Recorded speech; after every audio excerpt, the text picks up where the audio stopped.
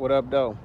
Welcome to Main Grow Gang, your primary platform for informative tips and do-it-yourself tricks related to improving your personal gardening game. I'm your host, Demetrius, and today I'm going to walk you through the process of saving a squash plant, right? Now, this is one of the a two-purpose video, but this is one of the benefits of organically gardening and composting, because the plant that I'm about to transplant today into a new location is a plant that germinated completely on its own from me adding organic material in the form of compost to my gardening bed. One of the reasons I do that is to bring the soil level back up, because when you're gardening in raised beds or in ground, even in pots, the soil always seems to go down a couple of inches. I'll give you an example right here. So you can see here, that's the top of the wood and that's the soil. So you got probably about a hand's length where the soil kind of just compacts a little bit. So what I do is I add compost to it at the beginning of the grow season every year. So by doing that, one of the benefits is sometimes you get stuff like this. Each of these, every single plant, I have not added a single plant to this garden bed so far this growth season. We had a couple of rainy days. All of a sudden I see, voila, all of these free plants that's growing. And I kind of know what they are because I've been doing it so long that I know what the plants look like from me gardening by growing my plants from seed as opposed to buying them in the store already started, right? So this garden bed is my collard green garden bed.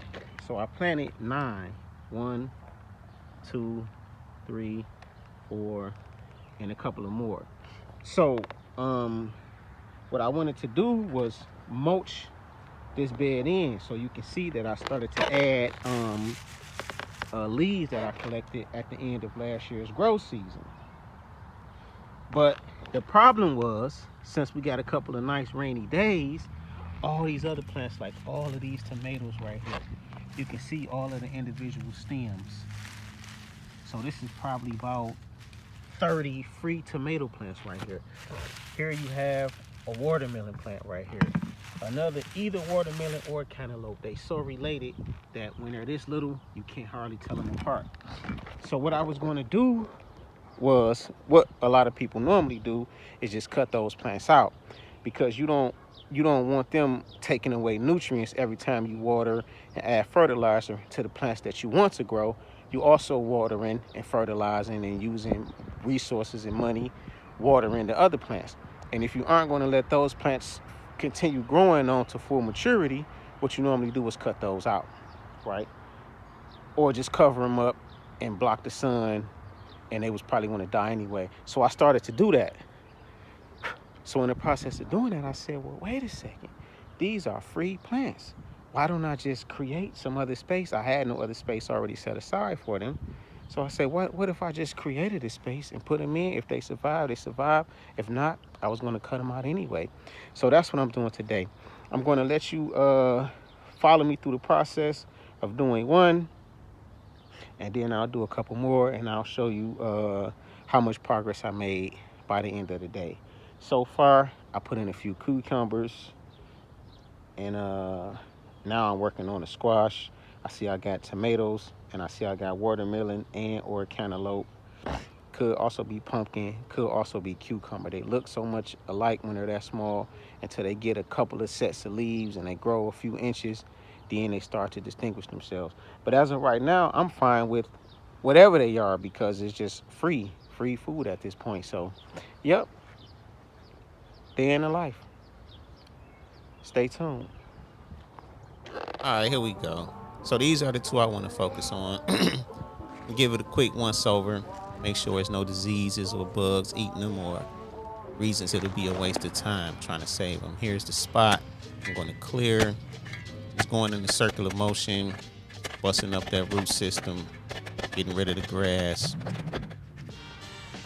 Here it is, all dug out. Diameter about as wide and deep enough for my fist. That's enough. I'm not planting trees here. Here is some of the soil I'm going to use to amend the planting area. But before I do that, I want to add some peat moss here. This is excellent for water retention. I don't want the water just running away as soon as I put it in there before the plants can drink it. Here I have composted cow manure, garden soil, and topsoil with a pinch of peat moss already mixed. I'm going to add that as my top layer here. I have all of my nutrients. So as soon as those root systems get in the ground and start to grow, I want them to have immediate access to the good stuff. So here I have a little bit of bone meal, get it kick started. A handful of that. I'm gonna do a pinch of blood meal. Next I have garden food, which contains all of the macro and micronutrients in different degrees. Here I have garden lime, which regulates soil pH, keeping it in neutral so it's not too acidic or too alkaline. I want to give that a mix up. I don't want to set the new roots right on top of all of that powerful fertilizer and potentially burn the roots. Good way to kill the plant before it gets started.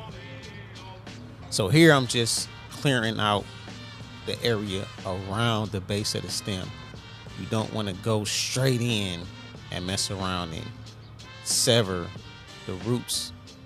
Then you're defeating the purpose, because as soon as you here I discovered a tomato that was growing tucked up under there. I'm going to create a little space and bury that so I had time to get back to it.